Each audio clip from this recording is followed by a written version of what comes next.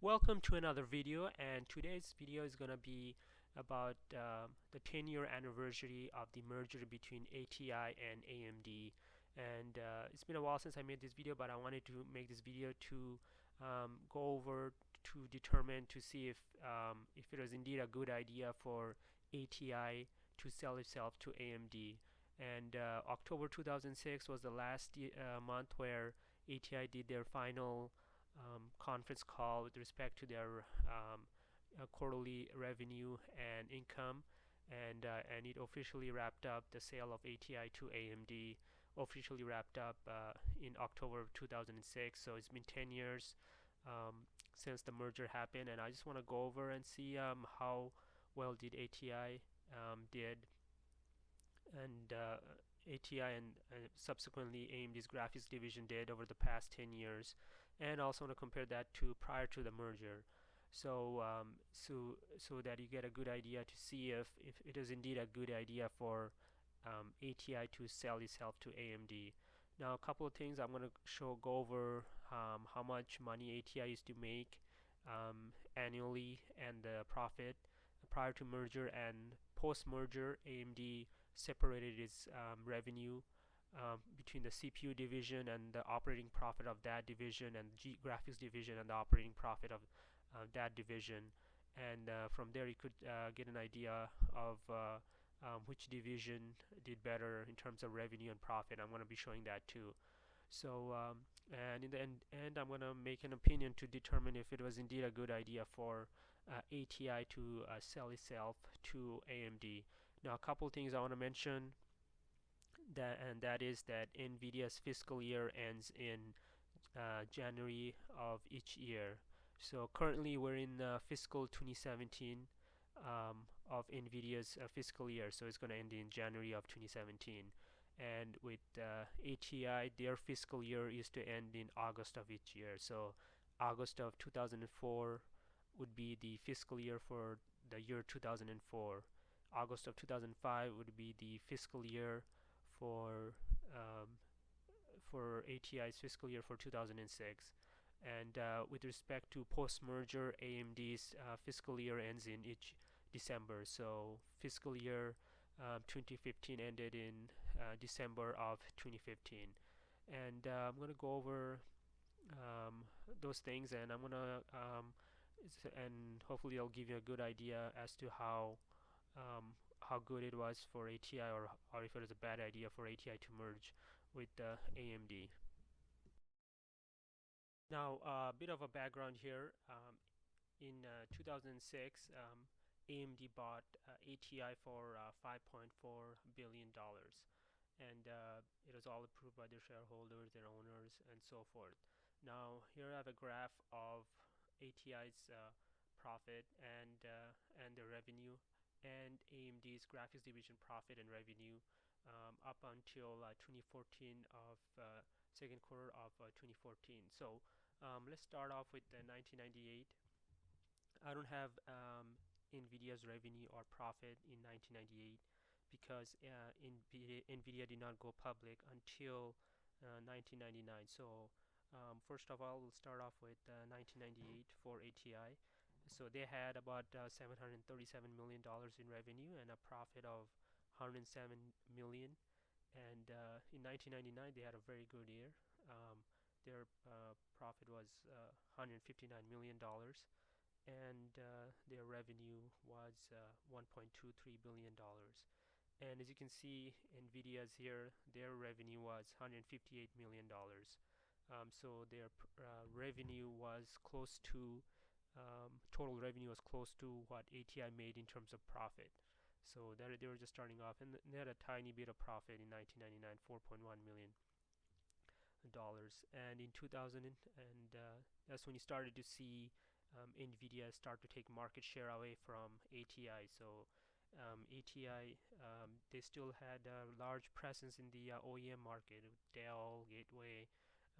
They sold a lot of graphics cards to them back in the year 2000, but their profit took a dive, largely due to the fact that Nvidia's GeForce and GeForce 2 lines that came out in 1999 and 2000, they were very successful and ate away at ATI's market share. and they started to lose money. So they actually had a loss in the year 2000 of about 69 million, and in 2000 um, Nvidia actually had a profit of around $38 million dollars. And this trend continued up until 2001, where ATI actually lost 16 million, and you started to see Nvidia increase steadily, not only their revenue but their profit, which is around $99 million, $100 million. So they almost doubled their revenue as well as their profit. So that was an excellent year for Nvidia. And 2002, this is the first year where Nvidia actually took over in terms of revenue and profit with respect to ATI. And as you can see, in 2002, they had $1.4 billion in revenue and $177 million in profit. And ATI fell behind Nvidia, had about $1 billion or so in revenue and about 50 million in profit. Now, after the release of the Radeon 9700 Pro, which is one of the best graphics cards ATI released, I mean, it blew away Nvidia's competition from top to bottom. The GeForce 9700 Pro had like almost 50-60% faster, was about 50 to 60% faster than Nvidia's Ti 4600, and it was one of the most revolutionary graphics card ever made. And as you can see, that started to reflect in their profit and as well as their revenue. In 2003, their revenue actually grew to $1.3 billion and a profit of $67 million. Now, Nvidia still did good because they still had a strong GeForce 4 lineup, the Titanium 4600, 4200, but they had a delay of their GeForce FX 5000 series graphics card, which was disaster. It was slow. It was not very competitive. It was late to market, and Nvidia and ATI really capitalized on that, and they took their profit took a nosedive in 2003, which was a really really good year for ATI. Now 2004 is the year when ATI overtook Nvidia in terms of not only graphics market share but also in terms of revenue. And they had a very successful X800 series lineup from top to bottom. They competed really well with GeForce 6800 series, and as you can see, they made around $2 billion and around $200 million in profit. And ATI and Nvidia actually had a less revenue and less profit, and this goes to show how competitive this market is. And in 2005, again, Nvidia ATI topped Nvidia in terms of profit, in terms of revenue, but it had a hit in its profit. Now, this is largely due to the fact their X1000 lineup, the X1800 series, was late to market. And I talked about that in my other video. They had like voltage leakage and things of that nature, and that delayed the product launch. Well, while Nvidia had their 7800 GTX 7000 series lineup launching in summer of that year, and they had like 3, 4, 5 months ahead lead over ATI, and that showed in ATI's profit, where it sunk to 17 million, and Nvidia had a profit of 100 million or so. And in 2006, Nvidia and ATI was still very competitive in terms of the total revenue, and you can see here Nvidia ATI had total profit of around $2.4 billion and at least an income of $73 million. Now, one thing to know about 2006 is that I actually were not able to determine the profit that they had in fourth quarter of 2006, so I only know up till about the third quarter of ATI's revenue, third quarter of ATI's revenue and profit for with full determination that could determine how much money they made. I was not able to determine doing my research, so it's an estimation of how much money they made, around $2.4 billion and at least $73 million in profit. Now in 2006, where Nvidia launched their 8800 GTX lineup, which is a very successful lineup. And in that year, they had about $2.3 billion in revenue and over $300 million in profit.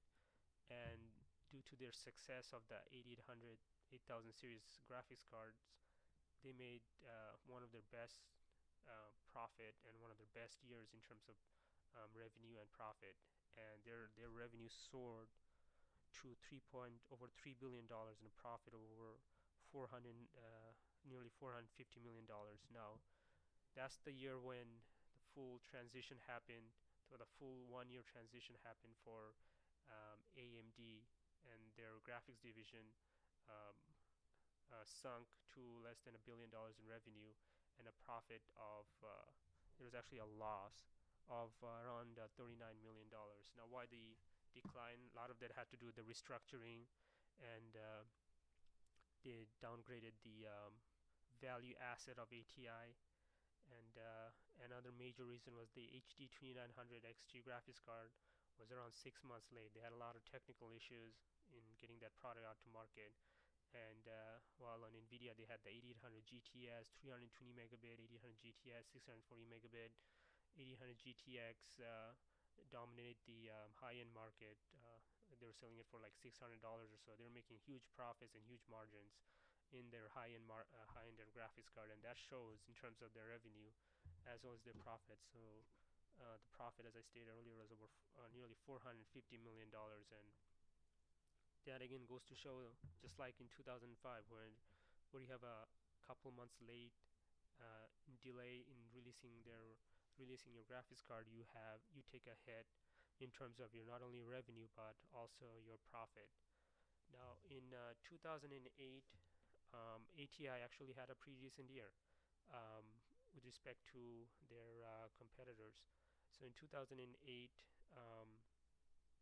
they had a revenue of 1.165 billion $1.165 billion and a profit of 12 million.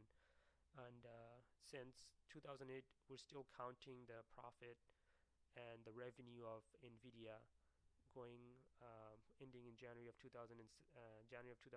That was still a very healthy year for Nvidia. So that year they had about $4.1 billion in profit and nearly $800 million in they had about $4.1 billion in revenue and nearly $800 million in profit.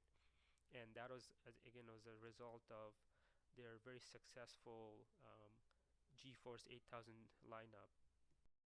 Now moving on, in 2008, when Nvidia released their GTX 260 and 280 graphics lineup, and their fiscal year ending in 2009, which covered most of 2008, that was the year actually where, for the first time in a really long time, and I think in their history, Nvidia actually had a loss. They had a loss of $30 million. Now, why is that?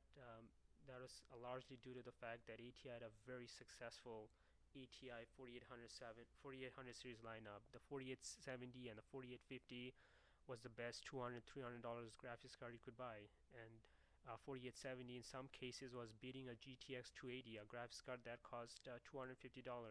ATI did the smart decision of using GDDR5 memory, and as a result, they could pump out more bandwidth in their 4870 GPUs. Plus, it was a smaller die. The graphics chip itself was a smaller die, so it cost less to manufacture. While Nvidia had a large monolithic GPU with the GTX 280, and by using a faster memory, they were able to sell it, get a lot more fast. They were able to create a faster GPU, while Nvidia was still using the older GDDR3 memory. And by using the faster memory as well as in combination with the smaller GPU, they were able to they were able to pump out really good performance. The 4870 was one of the best-selling graphics card, I believe one of the best-selling graphics card in history, and that took a really reflected that in Nvidia's financial results, where they actually had a loss of $30 million. Now, moving on to 2009,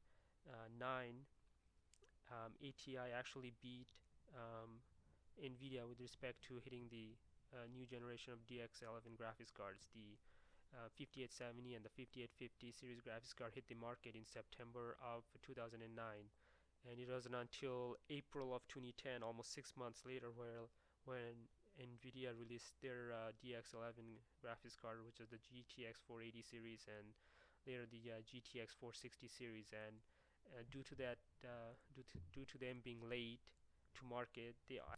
Now I'm going to quickly go over to you can see the profit of and revenue of 2012 for both ATI and Nvidia, and I'm going to quickly go over to 2013 because that is the last full year where AMD showed their full graphics revenue and profit separately from their CPU division.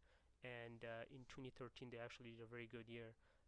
That was the launch of Microsoft's Xbox One and PlayStation's PS4, and they got a significant boost from revenue with respect to the revenue due to the sales of the semi-custom CPU and GPUs they sold to Microsoft and Sony, and that was an excellent year for AMD's graphics division. So in that year they made over $200 million in profit and $2.2 billion in revenue. So they kind of went back to the year 2004 when they had a very successful year, and with respect to Nvidia, they still had a very successful year, over $500 million in profit and actually $4.2 billion in revenue.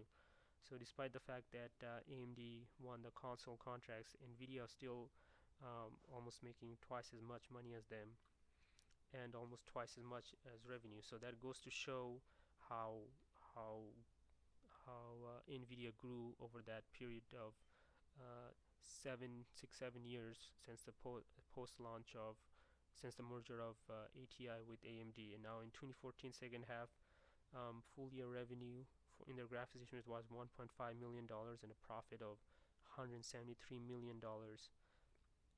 That was the last quarter where AMD reported their separate profit and revenue for their CPU and GPU division. And for up till second half of fiscal year 2015, to get a comparison, Nvidia had a revenue of $4.13 million and $440 million in terms of profit. So they are well on their way to having a record year in terms of revenue as well as profit. Now you may be wondering, how did AMD's graphics division did when compared to AMD's CPU division in terms of profit and revenue? And the answer is that AMD's graphics division actually was very competitive and was consistently profitable, as opposed to AMD's CPU division. So what I have up now is the chart of AMD's CPU as well as AMD's graphics division in terms of revenue as well as profit. So in 2007, that was not a very good year for AMD CPU division. If you recall, they launched their Phenom CPU, and that was not very competitive with what Intel had with their Core 2 Duo Series processor. If you remember, when Intel launched the Core 2 Duo processor, it was like a sucker punch to AMD's CPU division, and it was extremely successful, excellent power performance. With respect, Core 2 Duo had an excellent power performance, and the Phenom was lagging significantly behind the Core 2 Duo, so they lost a lot of market share, and they were also late to market with the Phenom processor, and that hurt their financial performance. In 2007, their CPU division lost a ton of money. So in 2007, their CPU division lost over $700 million, and that's pretty shocking in terms of the amount of money they lost. They did have a revenue of $4.7 billion, but that was significantly offset by over a $700 million loss. And in 2008, they continued to bleed money, over $460 million loss on revenues of $4.5 billion. Now in 2009, they did start to recover. If you remember, if you follow the PC hardware market, they released their Phenom 2 processor, which is actually pretty decent and much better than the Phenom 1. And they did have a profit of $142 million on revenue of $4.1 billion. So, and that trend continued to 2010 when they had a profit of over $500 million and revenues of $4.8 billion. And now, around this time, they're starting to have their APUs hit the market with the Fusion, AMD Fusion vision that they had when they first bought ATI, where they would merge CPU and GPU together. That started to kick in, and in 2011, they had their CPU division had over $5 billion in revenues, actually, which is pretty decent, and with the revenue and a profit of $550 million. Now, in late 2011, they did release the Bulldozer processor, which is their brand new architecture, and that did not go over very well. It was good for gaming, but in terms of servers and other running other applications, Intel clearly had the better CPU, and that's when you started to see a significant loss in their CPU division with over $230 million loss in 2012, and in 2013 they did made a slight profit of $22 million, but it's not as great as they had compared to 2010, 2011, and in the second quarter up till the second half of 2014, they had a slight profit of $6 million. And again, that's largely due to the fact their CPU division getting hurt was largely due to the fact that their CPU division was nowhere near as competitive as Intel. Now, to give you a summary, how much money did they lose from 2007 going on till second half of 2014? Their CPU division lost over around $150 million in total losses, while their graphics division actually had a profit of around $530 million from 2007 all the way up till second half of 2014. If you count up all their all their profit from spanning those 6.5 years, so clearly it's their CPU division that is holding AMD back, and they're the ones who are hurting AMD's. They're the one who's hurting AMD.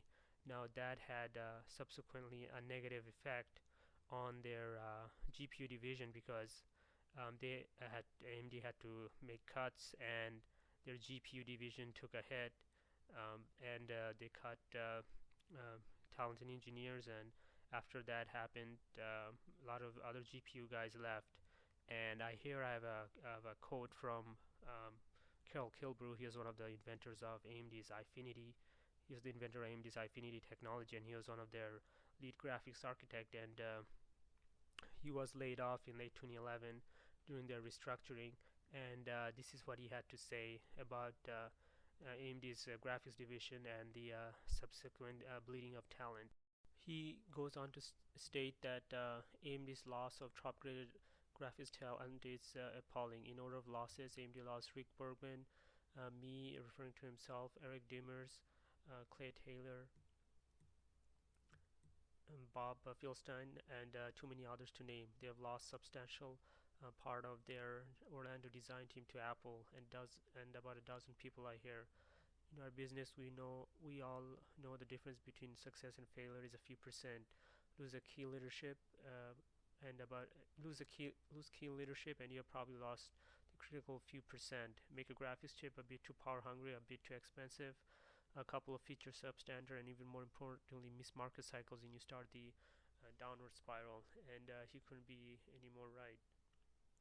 Especially if you look at AMD's graphics division, especially the latter 3 years, around 2008 to 2011, just prior to the layoffs, they're going head to head with Nvidia, and in 2011, for example, they actually released the 7970 graphics GPU ahead of Nvidia's GTX 680 graphics chip.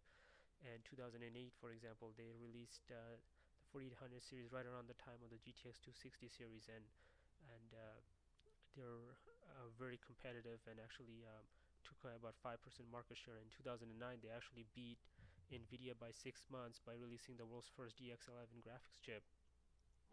And they actually and since the fact that in the graphics GPU industry, it takes about 2 to 3 years to build a GPU from the ground up, and after 3 years or so after the loss of all those graphics talent, you started to see AMD lose market share. And in 2015, they hit a low of 18% market share, and they lost almost half their market share from mid 2004. So losing graphics talent does have an effect. And but to their credit, they did release the the RX 480 and the RX 470 series this summer, and they did get back up to a 34% market share. But in terms of the high end, they still do not have anything to compete with the GTX 1070 and 1080. The Vega GPU is still missing in action. They should have actually released it this month instead of first half or first quarter of 2017. Now, the last thing I want to show you is a comparison of the last 2 years of AMD and Nvidia in terms of total revenue and profit. So in 2014, AMD had a revenue of $5.5 billion and a net loss of $403 million. Well, in 2015, they had a revenue of $3.9 billion and a net loss of $660 million. Whereas with Nvidia, they had a revenue of $4.68 billion and a net income of $630 million. I believe that is a new record. And in 2016, they actually crossed the 5 billion threshold in terms of revenue for the first time in their history, and had a revenue of $614 million. So as you can see, over the past 10 years or so, Nvidia was able to almost double their revenue from like 2.5 or so billion dollars to now $5 billion. Well, ATI or AMD's graphics division, if you include the sales of CPUs, if you include the sales of semi-custom APUs that are sold to Sony and Microsoft, if you include that, I would estimate that still around 2.5 or 2.4 billion dollars or less. So they weren't able to double their revenue like AMD, like Nvidia was able to. And I think that's as a result of Nvidia, ATI, AMD's graphics division losing talent and not having the agility or the focus that ATI had, and also the strain in resources. You have to remember that AMD has to fight against Intel and as well as Nvidia. If ATI was independent like they were before, they would have had more resources and would have been much more agile to take on Nvidia, and might have been going toe to toe with Nvidia in terms of revenue, because around mid 2000, if you look at the graphs previously, they almost had the same amount of revenue and in some cases same amount of profit, especially in 2004, where ATI actually had over $200 million in net income, which is a lot more than what Nvidia had. Was the merger a good idea? Well, let's just put it this way: merger was good for ATI's investors and owners, bad for ATI employees and PC gamers, as it affected ATI and subsequently AMD's graphic division on competing with Nvidia. I mean, it's true, if ATI was independent, I don't think they would have laid off many of their engineers, and subsequently they would have the resources to compete with Nvidia directly, and thus it did affect the competitiveness in the GPU market. And I don't think they would have reached 18% market share, for example, in 2015. So in other words, it is good for the owners and the investors, and not necessarily good for the overall PC market. Now, an example of a byproduct of the result of the merger was that AMD had to sell a lot of ATI's assets. For example, they had to sell their handset division, which was part of ATI, to Qualcomm for $65 million. I think that was chump change. Qualcomm now used the graphics technology from ATI and turned it into the Adreno graphics chips, which now powers many of the smartphones all over the world, including the Samsung Galaxy S7. And so it could have been that AMD could have been powering one of the most popular smartphones in the world. They also had to sell their TV set business to Broadcom, which is also part of ATI, so they had to sell a lot of ATI's assets.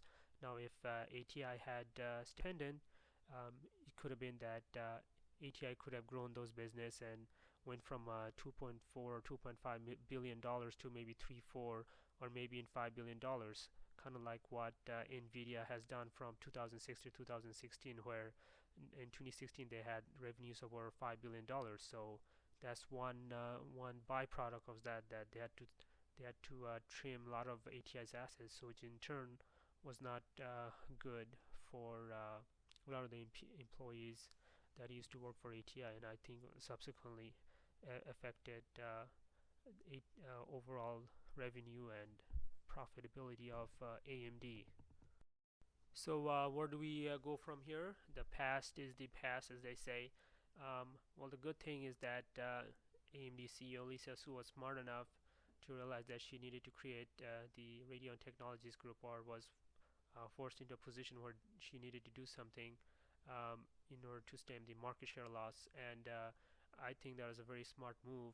And by making one of their experienced engineers as the head of that group, hopefully AMD will be back to where they were before, at least till all the layoffs that happened in late 2011, and hopefully be able to compete in not only the mid end but also the high end.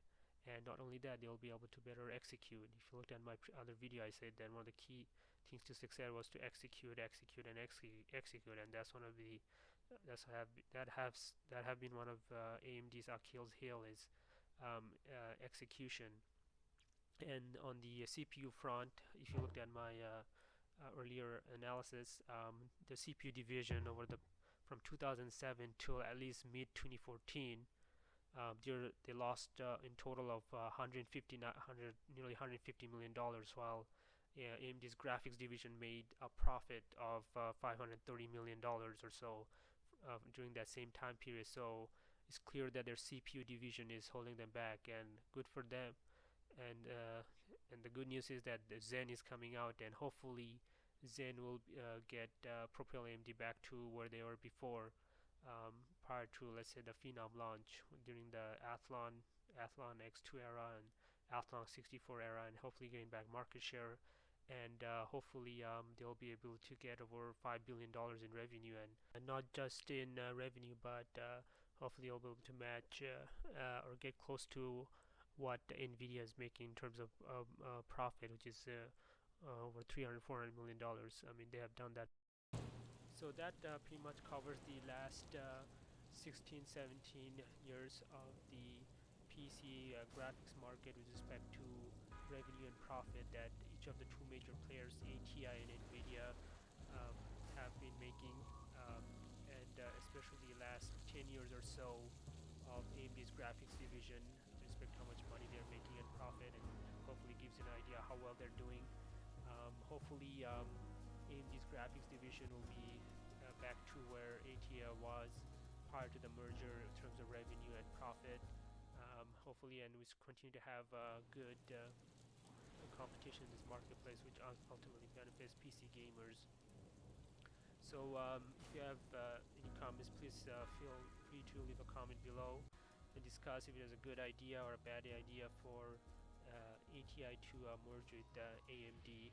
And leave your thoughts. I know this video is a bit long, but I want to cover a lot of stuff to give you a much more in-depth analysis of how the graphics divisions of AMD and ATI was doing comparatively with Nvidia. So leave a comment. If you have any questions, feel free to ask. I'll be posting all the data on the blog site and with the link below the video. Thanks for watching, and